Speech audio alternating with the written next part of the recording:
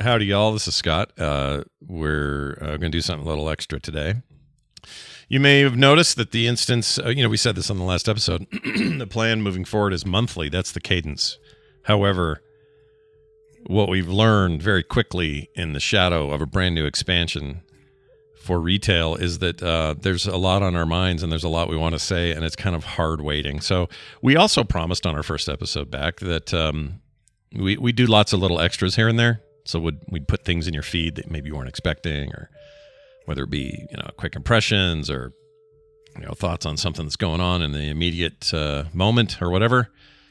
And so we're doing that. And today's is a first impressions kind of discussion. Now, here's the weird bit about this. Bobby's not here with me physically, but you will hear from him today because while on his Alaskan cruise, which was planned way before this return to the instance was planned, so he's not actually here to do it, but he's got some first impressions. Now, I've not listened to his files at all because I want to be surprised right along with you. For all I know, it'd be really unfortunate if it was just like nothing about WoW. Like, what if this was just him talking about the toilets on the ship or something? I don't know. But we're going to find out together. That's the kind of risks I'm willing to take in this life. But I think that probably means he's had some internet somewhere where he could play. On the ship, my experience on the Alaskan cruise, which I did a couple of years ago, was that I had zero good connections when I was on the boat, but when we were off in areas off the boat, we could get decent connections, certainly 5G. And so I think that's probably what he did. I don't know. I know he had a computer with him, so I think he was probably just willing to hop on whenever he could get the connection. Anyway, this is a long way of saying that we're going to talk about our first impressions of the game. And funny, it's kind of my whole impression because I beat the MSQ of the main campaign and then did a bunch of side stuff, still doing side stuff. I'll get to that in a second. But I hit level 80 on Saturday, and I haven't played that much in a long time. I played a lot on Saturday. Like, effectively, I played the whole day. I didn't play solid. Breaks here and there, but I haven't had a day that was that wide open where I could just play. And Kim's like, "Hey, it's new expansion weekend. Of course you should play. Go play. I've got other stuff to do, because normally Saturday's kind of our day, right? Not this one. Anyway, all I can say about it is I'm impressed. It does definitely have the feeling, as they have warned us, and Chris talked about in the one-on-one Q&A that he and I did, or not Q&A, interview, that the stories, that this was going to feel like the first of more, right? Like we're not just doing a one and done campaign. And even in the past, like the Dragonflight expansion and those before it, you have sort of your main story. It ends in a place where you're like, all right, now I'm just waiting for patches, and those patches will include additional story content as other stuff releases in the game. Various seasons hit. New raid hits, therefore new story quests, new this, new that, whatever. And that's where we're at with this one. But what's different here is it left me with the impression that this was just the first act of 3, which is literally what's going on here. We were told this on stage last BlizzCon, that the World of Warcraft, The War Within, was just the beginning of the World Soul Saga, and that we would have 3 of these. So it makes perfect sense to me that we would get, a chunk. And it wouldn't be complete, or it wouldn't have the same sensibility as a previous expansion where the entirety of the story is mostly contained in that MSQ. But in this case, it definitely left me wanting more, but I was also very satisfied with what we got. And in some cases, some of the best storyline stuff and beats I'd ever seen in the main campaign. And so far, some of the best side quests. Now, I'm not just going to be all glowy here. I think that there is a risk. The game runs the risk of feeling a little unfinished because it does sort of cliffhang in a way that maybe we're not used to. And for some gamers, that may test their patience. I don't know. But for me, it was a nice change. It just feels like I've got room to breathe here a little bit. Like, all right, just take this as it comes. It's all good, But here's some quick overalls, and then I'll throw it to Bobby and let him have a bit of a say as well. And again, I don't know what he talked about, so apologies if any of this, anything weird comes out of Bobby today. I'm sure it won't. Overall, like tonally and sort of like the setting, I absolutely adore it. I admit, though, I got a little bias in this department. If you tell me that your video game of any kind, or story, book, movie, whatever, is told about big subterranean concepts, like we went down a mine and it opened up into this civilization we didn't know existed, or even horror movies like The Descent, I love, as claustrophobic as that can be, I love stories about what's underneath. Right? You spent all this time on top of the world, but what's down there? You know? And it turns out a ton is down there. I don't want to give anything away for those that haven't played yet, but there's something called the Core Way, which is not just listening to Core on Thursdays. It's literally a tunnel, a path, a thing that the Earthen have done where they've created a way down. And what's interesting is you get to go down more than you've ever gone before and go places that they've never even seen. It's pretty wild. And having just seen, I'll give you a cinematic example. I just saw, Godzilla X Kong. And they spend a lot of time. I mean, the whole concept of where Kong came from in the first place is like that weird not Middle Earth, whatever they called it, the in-between thing, which is like mountains on top and bottom, weird gravity in the middle, that kind of thing. Anyway, at the core of the Earth, there's this thing. Well, they even go deeper in that movie, and I love that stuff. Like when they go down there, they got all the weird crystals and the funky caverns and just vast amounts of cavernous space.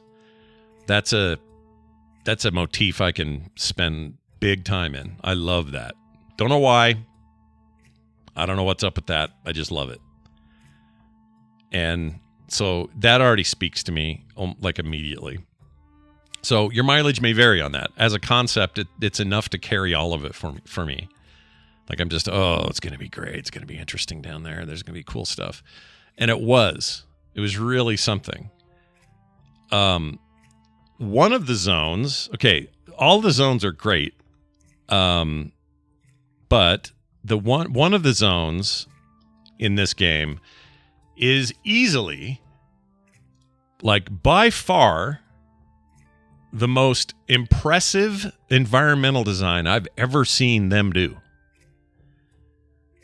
And that's for Hallowfall, which is roughly level 75 to 77 or 78 or something is kind of where you're running in there. Second to last zone, really, in the at least in the campaign content. And holy shite, I can't even describe it. We'll talk way more on a proper show, but let's just say when I walked in there, I just went, "Jeez, this game. How are they doing this 20 years later?" Like, just from a pure awe standpoint, I was absolutely freaking boggled by this zone. It just blew my mind. So I don't want to say too much more about it because you just really ought to go there and experience it. But we also get to meet some interesting characters there that are hinted at in the cinematic. And so finally a chance to kind of hang out in there and do some fun stuff. Beautiful, beautiful place. Oh my gosh, I could spend all day there. And some of the most powerful story hits happen in there. And I don't want to give any of that away. Again, we'll talk about that on a show where it's appropriate to maybe get into not spoilers, but, deeper stuff about, Anduin's hanging out with you mostly down there. And there's a bunch of stuff that happens with him. We get some real progress in his life of difficulties. Okay. All that said, so I really like the MSQ. Again, I'm just giving you overalls here. This is nothing. We're not going to get into the nitty gritty so much, but side questing so far has been distinctly better, in my opinion, than the previous expansion side questing or secondary stories. I think they made a real effort to do that here, and there's some real bangers in there. There's one that basically deals. I don't want to give anything away here. How do I say this? There's one that deals with a real life issue. Let's say, like if you have some aging grandparents or parents that they may have to deal with. Let's just say that. I'll say that. They handled it with such grace and authenticity, but still kept it in the World of Warcraft. It was really something. You'll know what I mean when you get to it. And if you have anyone dealing with that sort of thing in their real life, it may even move you. It did me. It was really something. But yeah, that stuff's up their game, and I'm going for all of it because I really want to clear these zones out. And the reason I want to do that of content is because I want to unlock everything. They hide so much stuff under just common quests now, and I don't mean hide, but like if you want an amazing secondary armor set that just comes from quests, a lot of that is side stuff. Some of the transmogs that I want the most are side quest drops. I like that they've done this in the game. I have a lot to say about my first couple of delves. I think those were pretty neat. I think they're a little obscure, but again, we'll dig deeper into that later. Ran a couple of dungeons. Those were great. Just on the overall, I think it's real strong. And now it's out in the world. It's, as of yesterday, it's, officially in everybody's hands, or maybe it's today or midnight last night, whenever it was. So early access period is over, and now everyone gets to get in, and we'll see how things go. But having a great time. I'm going to turn it over to Bobby now and let him describe his experience in the World of Warcraft, The War Within. And we'll see you guys on our next chunk of content, whether that be a full show or something else. We'll see you then.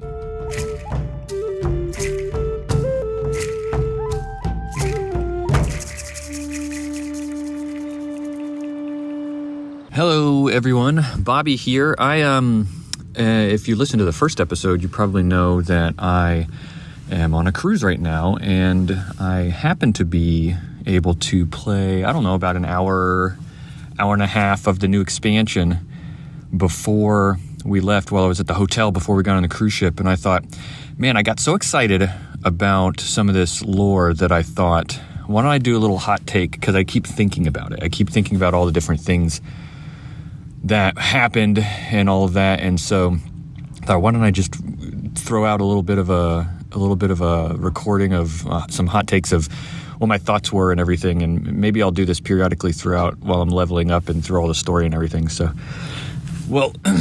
first, first thing I should say, I guess, is that if you're listening to this, I guess there will be spoilers for the first hour to hour and a half of the game. So if you haven't started playing it yet, you should go and do that. And I played up until you get to the main town with all the earthen, Dornagal.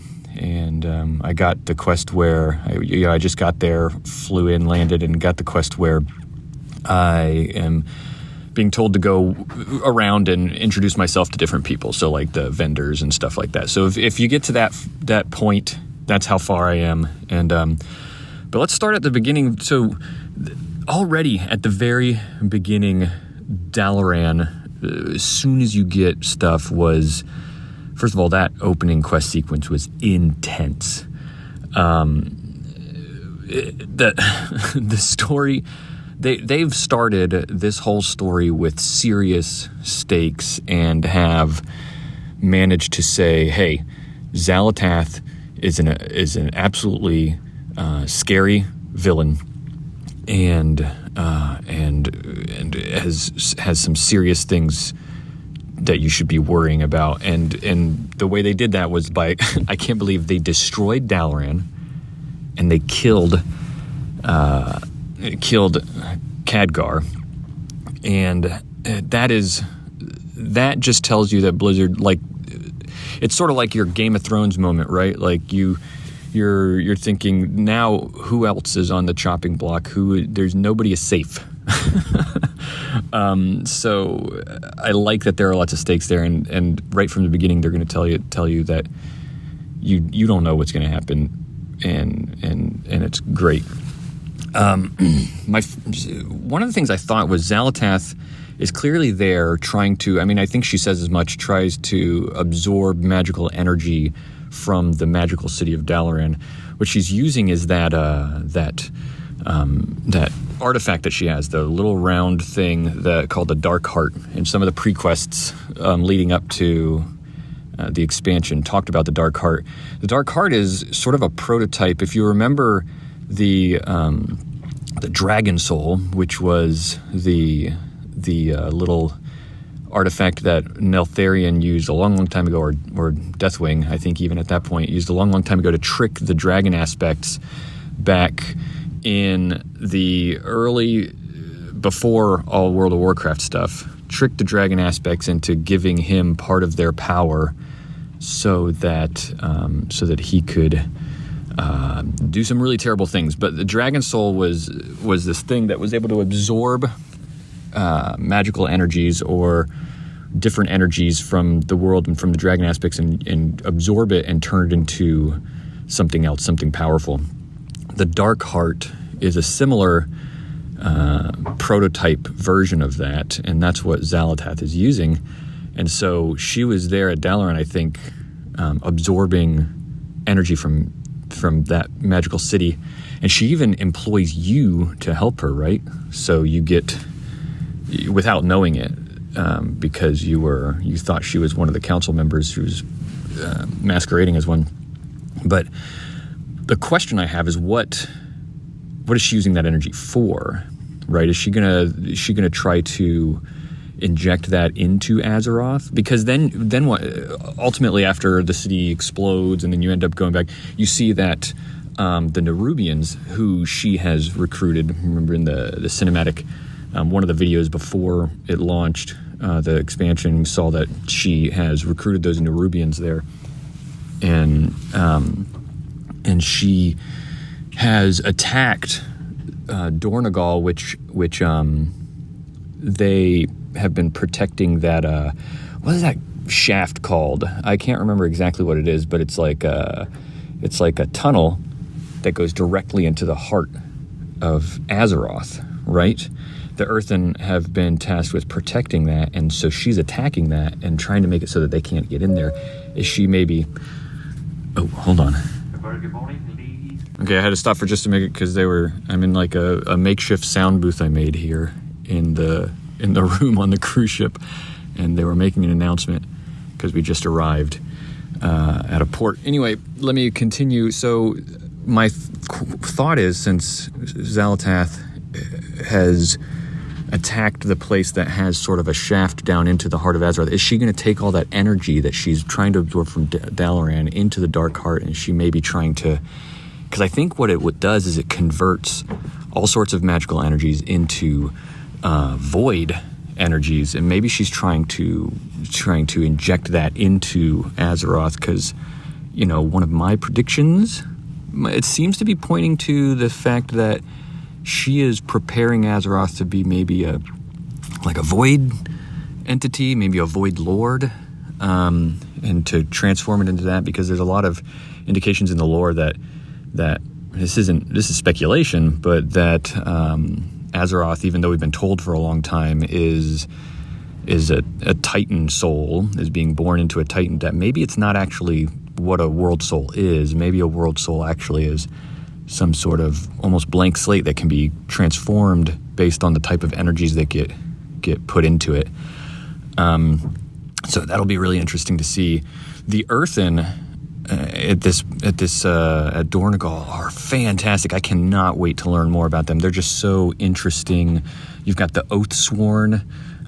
They talk a bunch about like directives that they've been given, and part of their directives are to protect Titan structures and maintain Titan machines and all that. Now, what I want to know is why. I mean, I think it might be obvious why the Titans would set something up to make it so that there's a way for Titan energies or order magic to be sent directly into the heart of Azeroth, the World Soul.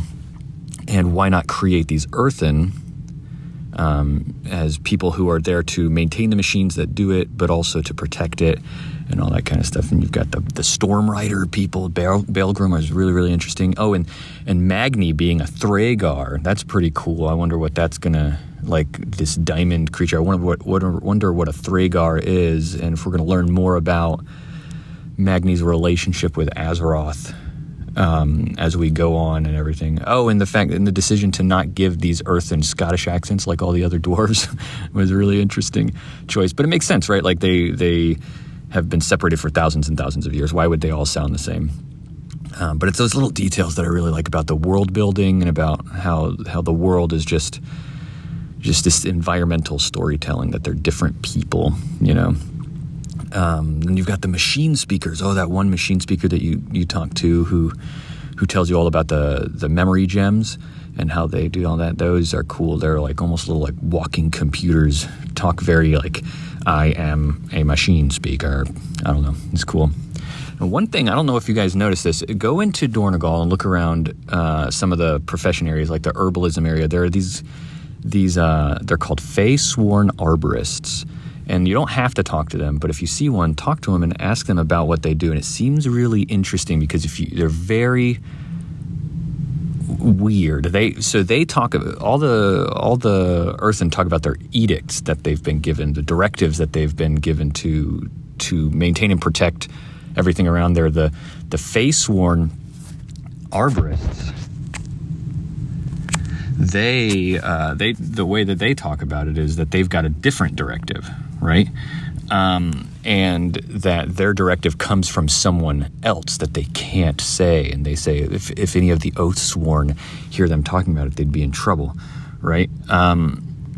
That's really interesting to me. Why is that? Who is it that they're getting their directives from? They say if you like meet one out in the wilds or something like that, they can talk about it. I'm interested to see that. It seems to me like it's probably Freya, because they're Frey sworn, right? But Freya being one of the early, was she a Titan or a keeper? I think she was a Titan, but connected to Earth magics, right? Nature magics. So it has to be Freya, right? And the reason I bet that is some sort of secret and they're not supposed to talk about it is because if you remember, is it Agamemnon? One of the, some hard names are sometimes hard for me, but one of the leader of all the Titans got into a conflict with Freya early on because Freya had spread all these roots and world trees, planted a world tree into the surface of Azeroth to spread its roots around and sort of like protect with nature magic. And then he was mad about it because nature magic was being pushed into the world soul, and that's not what he wanted, right? They're looking for order magic to be put into the world soul to make it into a Titan, all this kind of stuff. It's a whole nother thing, but maybe that's why the Frey Sworn Arbors, the Frey Sworn following Freya would be a thing. So that's all my sort of hot takes. I have 3 main predictions, if I can remember all 3 of them. I've been thinking about them. 3 main predictions about where the story is going, and we might not see it in this expansion, in this particular The War Within. We might see it unfold, these predictions, over the course of all 3 of these expansions. But one of them is that I think I predict that the Titans are not who we think they are, and that they're maybe sort of like claiming that they're benevolent, and maybe they think that they are, but that they're just like everybody else, right? They have their own thing, and they're forcing their order magic onto the world soul of Azeroth. And another prediction is I think Xal'atath, well, I'm sure she'll maintain her status as an enemy. I have a feeling we're going to end up in one of those situations where we both have a common enemy once we realize that maybe all these people who are talking about how terrible the Titans are, maybe they were right and the Titans aren't great, and we need to like fight back against the Titans. And my final prediction has to do with, Scott can't say this, I don't know what he knows based on that interview he had with Chris Metzen, but everybody's talking about the sword being in Azeroth, and then he said, oh, maybe you're not prepared for what's going to happen later in all of this stuff, in all 3 of these expansions. And everybody's like, oh, Illidan's coming back. I don't think Illidan is the one who's going to take that sword out. I think what's going to happen is Sargeras is going to come back and take that sword out himself, because again, Sargeras was going against the Titans. And so I think all these entities that were against the Titans, who we thought were bad guys, we're going to realize maybe they weren't all great, but maybe they had something going on there, and that the Titans really aren't all that great. And the reason that has to do with you are not prepared is because obviously Illidan, the last time we saw Illidan, he was devoting himself to making sure that Sargeras stayed imprisoned. So maybe he's going to have to come back. We're going to see Illidan again in order to see Sargeras, and Sargeras is going to come back, yank that sword out, and maybe have a big Titan battle. I don't know. Thanks everybody for being patrons, and those are my hot takes, my Bobby's lore hot takes. Who knows? Maybe that's what I'll call this. All right, bye everyone. This show is part of the Frog Pants Network. Yes, get more at frogpants.com.